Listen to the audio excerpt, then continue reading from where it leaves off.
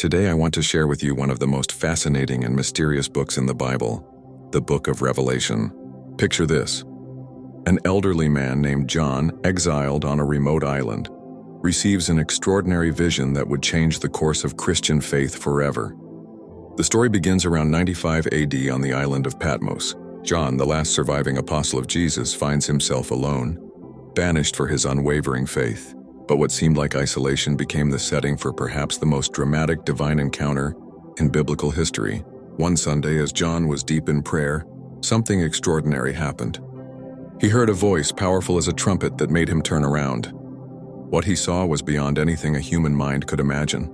A figure of indescribable glory, with eyes like flames of fire, hair as white as snow, and a face shining like the sun in all its brilliance. This wasn't just any vision. This was Jesus Christ himself, but not as John had known him during his earthly ministry. This was Christ in his full heavenly glory, holding 7 stars in his right hand, standing among 7 golden lampstands. The sight was so overwhelming that John fell at his feet as though dead. But here's what makes this encounter even more remarkable. Jesus placed his right hand on John and said, "Do not be afraid. I am the first and the last. I am the living one. I was dead, and now look, I am alive forever and ever." This opening scene sets the stage for what would become one of the most discussed and debated books in religious history. It's a reminder that sometimes in our darkest moments of isolation, the most profound revelations can occur. Just as John's exile became the backdrop for this divine encounter, our own challenges might be preparing us for something extraordinary. The message of Revelation chapter 1 is clear. Even in our most lonely and challenging moments, we're never truly alone.